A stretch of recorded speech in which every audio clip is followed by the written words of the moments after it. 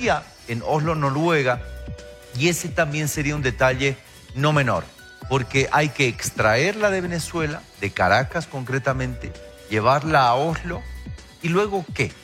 Voy a saludar a Andrés Guzmán, quien nos acompaña desde el análisis internacional, porque este es un momento bastante delicado para el continuismo del Cartel de los Soles, que estaría, según denominación del propio Marco Rubio, secretario de Estado de los Estados Unidos, el principal y la cabeza del Cartel de los Soles sería Nicolás Maduro. Andrés, te saludo en primera instancia. ¿Cómo ves la situación de Venezuela en estas horas, antecediendo al Premio Nobel de la Paz, que es mañana, que se entrega en Oslo, y tendría que tener a Corina Machado en el lugar? Buenos días. Muy buenos días, Martín. Gracias por el contacto. Sí, las cosas han escalado al máximo. El despliegue militar de Estados Unidos en el Caribe ha provocado gran revuelo, no solo en Venezuela, sino en todos los países de la región, incluido Colombia, incluso Honduras, Nicaragua, que también son parte de todo esto, que también están siendo amenazados por el despliegue de Estados Unidos, que dice ser por un tema de drogas, pero que también obviamente implica, como dices, la presión sobre el régimen de Maduro para hacer caer, si se quiere, a Maduro. Entonces, bueno, estamos viendo esto ya mucho tiempo, varias semanas en las que continúa el despliegue.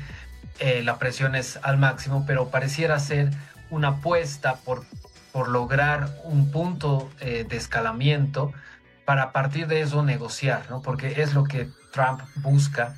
De hecho, lo tiene escrito en sus libros sobre negocios, que uno tiene que escalar el conflicto para luego negociar desde un punto de superioridad, ¿no? Y es lo que está buscando, y es lo que ha estado haciendo también con los aranceles, que los pone bastante altos y después negocia con los países logrando ciertas concesiones, ¿no? Entonces pareciera ser que es lo mismo que está buscando con Venezuela, pero en este caso obviamente con mucho mayor despliegue, con mucho mayor impacto mediático, que también tiene que ver naturalmente con la política interna de Estados Unidos, donde hay también varias presiones sobre el gobierno de Trump, en el caso Epstein, que es un escándalo que justamente involucra al presidente. Entonces hay muchas cosas en juego que explican por qué es este despliegue, por qué la presión, y al mismo tiempo se está dando lo que también señalas del premio Nobel a María Corina Machado, que también obviamente va a tener un impacto si logra llegar hasta Oslo, en Noruega. Y ahí vamos a ver también una cobertura, ¿no? de lo que es la figura de María Corina Machado, importante para todo este momento que se está dando, con unas narrativas que van de un lado al otro, y en el que también hay también un corolario, ¿no? de Trump, que habla sobre su influencia en América Latina. Ahora, ese anuncio hecho por el presidente Trump de un control absoluto del espacio aéreo venezolano es otro detalle que genera también, por ejemplo, en Bolivia, que se ha decidido por medida preventiva suspender vuelos que no eran demasiado frecuentes. Vamos a entender que comercialmente más era una designación en su momento política de tener un puente aéreo La Paz-Caracas, Caracas-La Paz. Se ha tenido que suspender por esa misma seguridad y ese anuncio. Es algo que genera repercusión. Claro que sí. Es algo que genera más miedo, que hace que haya más gente que no pueda volver a Venezuela, y que por tanto los migrantes que salen de Venezuela aumenten, ¿no? Eso también es algo, es un efecto que está generando toda esta crisis, incluido el bloqueo aéreo. Y es lo que al parecer, o lo que se supone que Trump está queriendo evitar, ¿no? La migración, pero esta está aumentando con lo que está pasando. Entonces parece ser contradictorio, pero al mismo tiempo hay una repercusión o un impacto para otros países, ¿no? Que tienen que atender y resguardar, si se quiere, a los migrantes o a los venezolanos que ya no pueden volver a su país, o a la gente que tenía que ir a Venezuela por alguna razón y ha quedado varada en otros aeropuertos. Entonces hay también un impacto y una repercusión importante que refleja una tensión altísima, ¿no? En Venezuela, donde la presión es muy grande y que pareciera ser como el preludio de una guerra, dicen algunos, ¿no? De un nuevo Vietnam para Estados Unidos, lo cual no creo que se llegue a dar desde mi punto de vista, porque para que eso suceda tendría que haber un pronunciamiento, una aprobación de parte del Congreso de Estados Unidos para que Estados Unidos intervenga, ¿no? Donald Trump no puede mandar tropas a intervenir sin la aprobación del Congreso.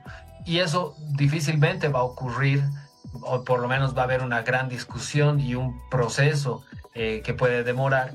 Entonces, no va a haber inmediatamente al menos una intervención militar que podamos decir esto va a afectar a toda la región. Ahora, claro, la intención también es tener un control, ¿no? Sobre todos los países de América Latina, incluido Bolivia, en el tema de narcotráfico, en el tema de la seguridad, de la migración, que son los temas que más interesan a Donald Trump y a su electorado.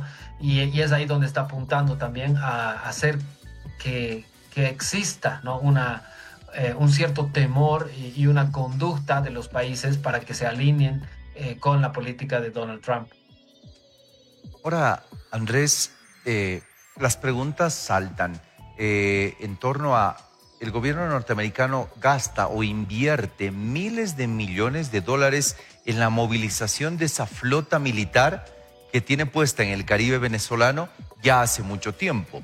Y no es que se va a ir con las manos vacías solamente para dar un susto. Esto hablo y menciono porque en las últimas horas se conoció que Jorge Rodríguez, el ex vicepresidente del extinto Chávez, habría hablado directamente con Marco Rubio, el secretario general de los Estados Unidos, el secretario de Estado, para negociar, y se habla de una negociación que estaría buscando todo el cartel de los soles para no solamente que salgan al exilio Maduro, Diosdado Cabello, Delcy Rodríguez, Vladimir Padrino López, y él quedarse con la presidencia, algo que habría sido rechazado rotundamente por Rubio, mencionando de que todos deben salir para que la transición de un presidente electo como Edmundo González se pueda dar, y eso pensamos después de recibir el Premio Nobel de la Paz María Corina Machado. Sí, bueno, hay mucha especulación en esto. También se habla de la conversación que habrían tenido el mismo Trump con Maduro, en la que Maduro había solicitado quedarse unos 2 años más, ¿no? Lo cual Trump lo habría rechazado, esto según el New York Times. Y lo que dices, ¿no? De la conversación entre Rodríguez y Rubio, que también se habría producido en términos de una transición o un momento en el que se escoge a ciertos elementos para que algunos se queden y otros se vayan. Y ahí también se habla de Delcy Rodríguez, ¿no? La hermana de quien es ahora el presidente de la Asamblea Nacional.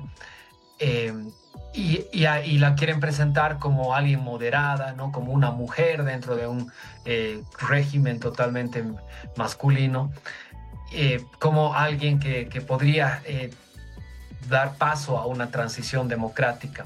Pero como bien dices, esto no va a suceder porque todos los que estamos mencionando están involucrados con crímenes, con serios daños con crímenes de lesa humanidad, con persecuciones, ejecuciones extrajudiciales.